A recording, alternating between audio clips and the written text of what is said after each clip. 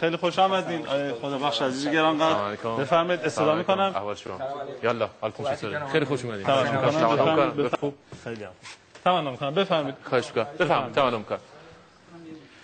بسیار خوب. اگر میکروفون یه میکروفون به دستتون بدن ممنون میشم. آقای مرشد لطف می‌کنید. مرسی. ممنونم. این خدمت شما. خیلی خوش اومدین. آقای خدابخش بفرمایید با این دوربین سلام علیکم کنید با بیننده. به نام خدا و عرض سلام خدمت تک تک شما بینندگان خوب و محترم در هر کجای این جهان پهناور که هستید. انشالله شاد و سرحال و سرزنده باشید. خیلی استفاده کردیم از کار دوستان عزیزمون، لذت بردیم. امشب هم که در خدمت دو موجی پرتوان هستیم این مقدار صحبت کردن سخته. واقعا خسته نباشید، دستون درد نکنه. بریم سراغ اصل مطلب واسه اینکه تایم گرفته نشه. حمید ریاضت نابغه ریاضی اگر خودشونو معرفی کنن بعد ما سری میریم سراغ برنامه. میکروفونو بگیر بالا حمید. به نام خداوند بخشنده مهربان اجازه میخوام قبل از هر چیز از دو مجری محترم جناب آقای اسدی و جناب آقای نوروزی عرض سلام و خسته نباشی درس کنم. بنده حمید رضا ریاضت هستم. تشکر، ممنون. ریاضی بیشتر خط و آره فامیلیش هم ریاضت خوبه. آره. این ماشین حساب خدمت شما. بله. حمید ریاضت گاهن خیلی از کارهایی که ماشین حساب انجام میده رو سریعتر انجام میده از ماشین حساب. بعد بسیار خوب. الان میخوایم از شروع کنیم از جمع اعداد. بله. یه عدد سه رقمی بفرمایید. بله. من نمیدونم اگه یه دوربین بتونه این تصویر این یکی رو بگیره. بیننده‌های ما اعتقاد دارن و قبول دارن کارو. قبول دارن. بسیار. عدد بفرمایید. 999 به اضافه 999. بله. مساوی. هر بار که شما مساوی رو میزنید 999 تا اضافه میشه و حمید جواب میده. اگر درست بود شما اشاره بفرمایید. حمید جان بگو. 1998. بله. 2997. بله. 3996. بله. 4995. 5994. آقا 999 آسونه. وایسا. بسیار خوب. بریم سراغ عددی. صبر کن. اینطوری نمیشه. خب من عدد رو بگم. آقای نوروزی عدد سه رقمی بزن، میخوام سختش کنم. حتما باید سه رقمی باشه. نه میخوام حالا اینو بزنید، حالا میریم سراغ صحبتشون. بریم. 762. 762 به اضافه 762. خب بریم. 1500. نه اجازه بده. این سری واسه اینکه سخت ترش کنیم حمید 762 تا جمع میکنه ولی جواب رو از راست به چپ میخونه، یعنی برعکس هم شوخی میکنی. هم جمع میزنه و هم جواب رو از راست به چپ میخونه. بله. بریم. خواهش می‌کنم. 4251. درست. 6822. بله. 8403. 0183. بله. 2754. علی. 4335. 6906. 8586. آقا چرا کردی؟ تا این دکمه رو بزنه گفته جواب. خیلی خوب. حالا چون میخوام وقت گرفته نشه خود MP4 بریم جلو، بریم سراغ ضرب یا همون توان. یه مقدار سخت‌تره. توان ها رو بریم. شما از عدد 1 تا 9 یک عدد رو انتخاب بکنید. خب من انتخاب کردم. بگین. 6. 6 یه خورده رونده. آره 7. 7 ضرب در 7. بله. مساوی. بله. هر بار که مساوی رو میزنید جواب ضرب در 7 میشه. این توانه. همه جان بگو. 49. 343. بله. 2401. بله. الان هم میتونی از اونور به اینور بگی؟ میتونم بگن. حالا میخوام اینو بریم. 16807. بله. 110649. 823543. خب بیننده هم همینو میتونن دنبال بکنن. 7,764,801. 40,353,600. میتونه منو بگیره؟ بله. فقط میخوام اینو من داشته باشم. ببین من میخوام این سرعت زدن کلاویه‌ام رو با سرعت گفتگوی حمید میخوام سینک بکنم. 353,607. 282,475,249. 1 میلیارد. یه بار دیگه بگو. 282,475,249. 1,977,326,743. 13,841,287,201. 96,889,10407. 678 میلیارد 22840. جوابشو بخونین. جوابشو بخونین. یه دونه اضافه. جوابشو بخونین. نداره. آقای نوروزی. جوابشو نداره. میتونید بخونید الان 332. من نمیتونم بخونم. سه تا جوابشو بخونید. سه تا بخونید. آقا اینجا ما ماشین کم بود. جوابشو بخونید. آقای اسدی سه تا بخونید جواب. ببین میگه بخون، میگم نمیتونم بخونم. نه سه تا مثلا 332 329 305 696 01. خب جذر این چقدر میشه همین؟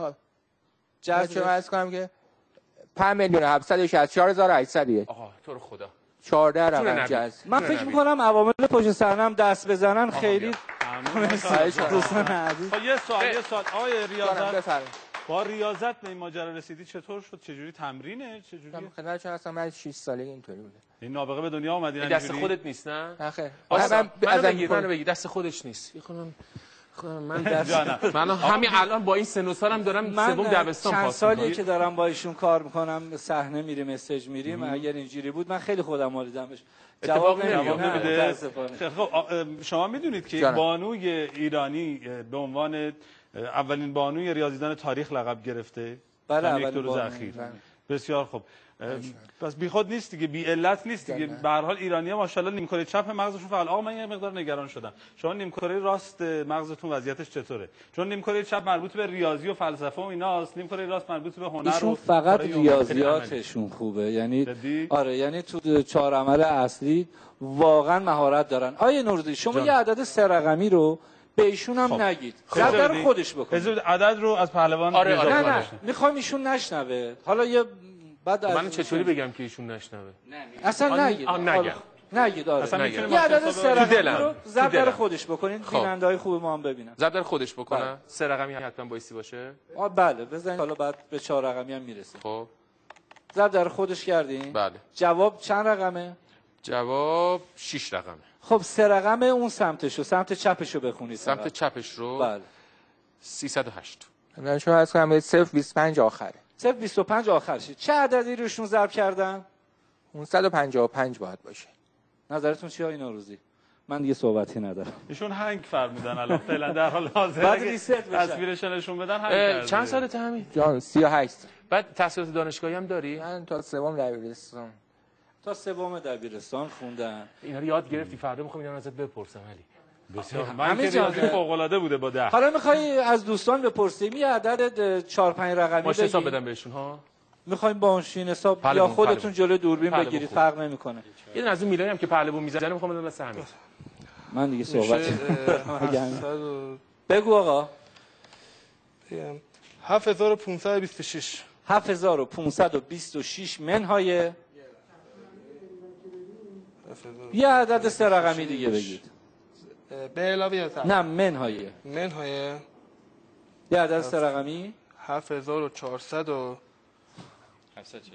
741 مساوی به نه ببینید نشد. شما یه عدد 4 5 رقمی بگید. خب 7452 منهای یه عدد 3 رقمی 963 مساوی.